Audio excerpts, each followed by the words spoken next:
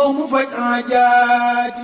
am na solo jóg na ñëwaat rek tey bari nuy tëj rek ñu ñëwaat suñu conseil ak orientation donc tey looy conseiller ñi nga xam ni amaguñu doom am doom dafay jafe trop si ñoom loolu di conseil. waa jigéen ñi moom li ma di conseil mooy dafa am lu bëri loo xam ne dafay yàq ëmb bu ndaw. lu mel ni nga ëmb. naan lem.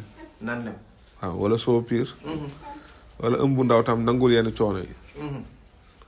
bu dee góor ñi tam. suñu bëggee seen ndox baax. stress bu bëri. day yàq ndox. d'accord suukar su bëri. cigarette.